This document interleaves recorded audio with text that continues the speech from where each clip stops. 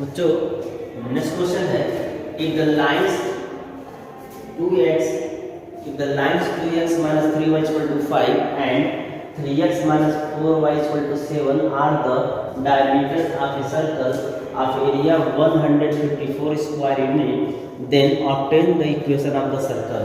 बच्चों क्वेश्चन कौन सा समझते हैं? कह रहा है कि एक सर्कल है, मान लेते हैं सर्कल का सेंटर एक वो है और इसके सेंटर से पास करने वाला जो कार्ड होता है उसे हम डायमीटर कहते हैं।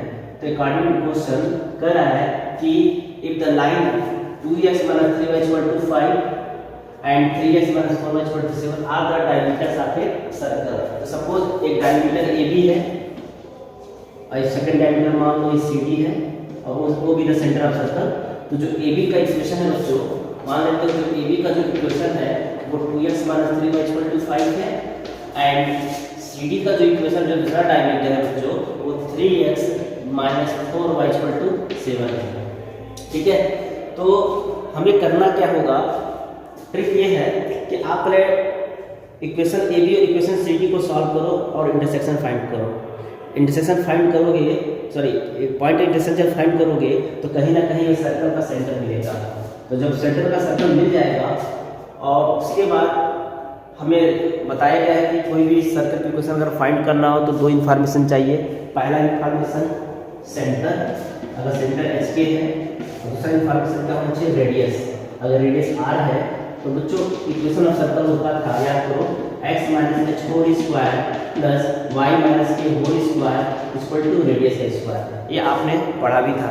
तो काम करते हैं, सबसे पहले फाइंड करते हैं इंटरसेक्शन पॉइंट और यहाँ इंटरसेक्शन पॉइंट सर्कल का सेंटर कहलाएगा, क्योंकि जब डायमीटर आपस में जब इंटरसेक्ट करेंगे तो उसे हम सेंटर कहेंगे। तो इस क्वेश्चन में ध्यान दो, डायग्राम में हमने बनाया है AB और CD दो कार्ड है जो सेंटर O से पास कर रहा है, तो हम उसे क्या बोलते हैं, डायमीटर कहते हैं। तो पहले हम सॉल्यूशन हमारे इस कार्ड पर लिख सकते हैं, let O be the centre of the circle, centre of the circle, और आगे लिख देना AB and CD are its diameter and the equation of AB is 2x minus 3y equal to 5 and CD is 3x minus 4y equal to 7। इतना आप लोग suppose कर लीजिएगा। उसके बाद लिख देना to find intersection point of equation AB and CD। तो चलिए फाइंड करते हैं। कैसे सॉल्व करेंगे बच्चों, इसको सॉल्व करने का टेक्निक था।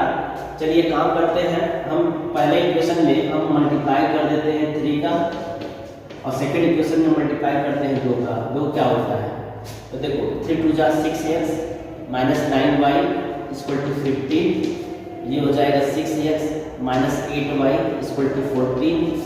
अब यहाँ सब्ट्रैक्ट कर दो, प्लस का उल्टा माइनस, माइनस का प्लस, प्लस का माइनस, ये कट जाएगा, plus 8y minus 9y gives minus y। बच्चों प्लस 14 माइनस 14 गिव्स 1, या हम कर सकते हैं y इक्वल टू माइनस 1। अब y इक्वल टू माइनस 1 हो गया। अब y की वैल्यू ना आप फर्स्ट में रखो, इसको फर्स्ट करो, इसको क्वेश्चन सेकंड करो।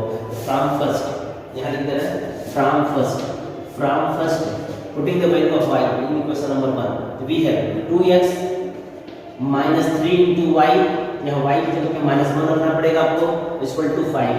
और सिंप्लीफाई करो तो 2x प्लस 3 इक्वल टू 5, यहाँ हम कह सकते हैं बच्चों 2x equal to 2, so x equal to 1। बच्चों x इक्वल टू 1 हो गया। इस तरह से देखो हमारा जो को कोऑर्डिनेट है इसको सेंटर कर रहे हैं, 1 और माइनस 1 आ गया।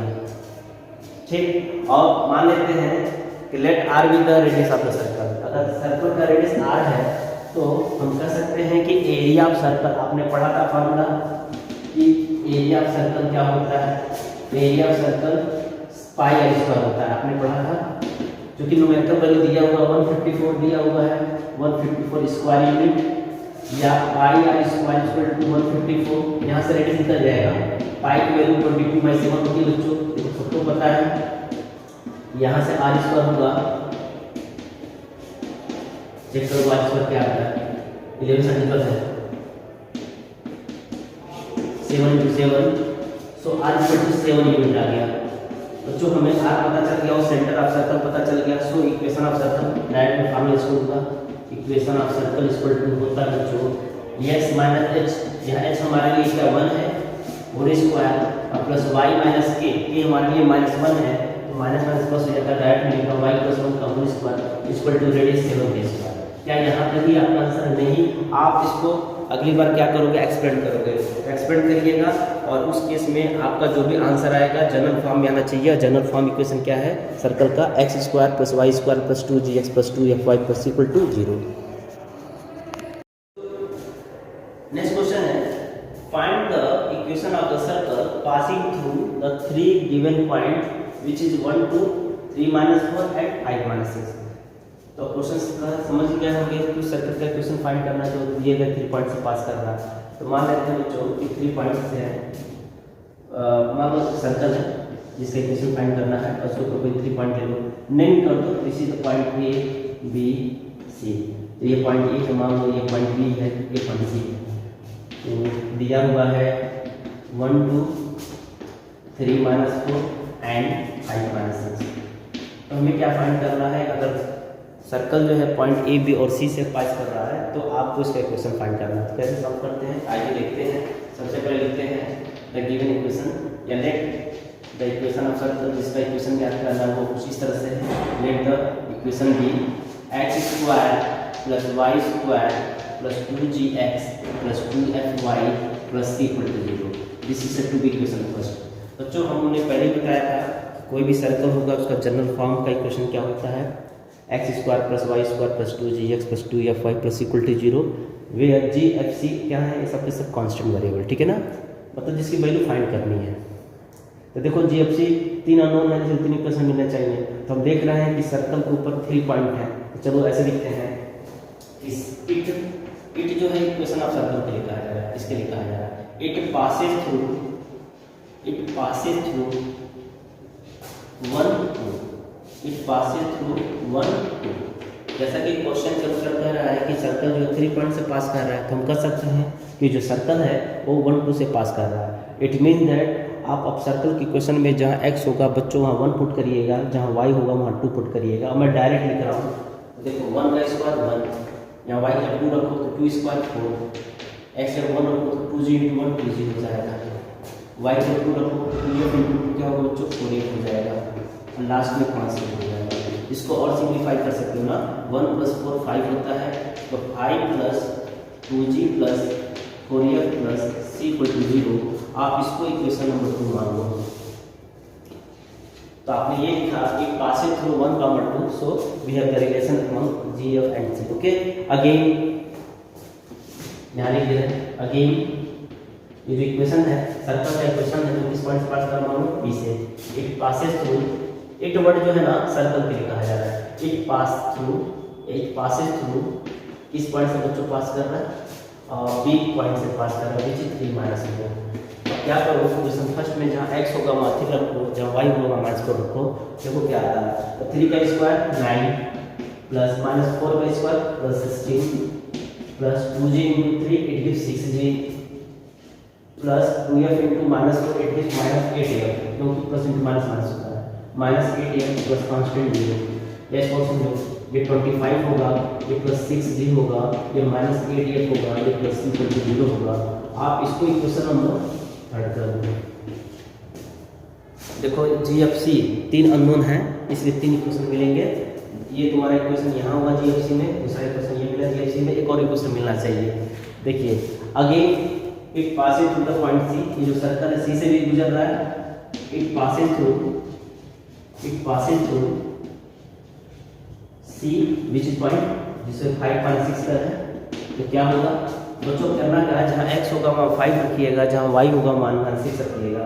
तो चलो x की वैल्यू 5 रखो, तो 5 का स्क्वायर क्या होगा बच्चों 25, g की जगह x सॉरी y की जगह -6 रखोगे तो -6 + 36, 2g × x यानी 2g × 5 ये 10 होगा, 2f × -6 के -12f होगा, लास्ट में प्लस c होगा इक्वल टू 0 होगा। और सिंप्लीफाई करो तो देखो 6 + 5 11, 3 × 5 6, हाँ हो जाएगा, ये 10g हो जाएगा, ये -12f हो जाएगा, ये कांस्टेंट हो जाएगा 0 हो जाएगा, और ये इक्वेशन 4 मान सकते हो।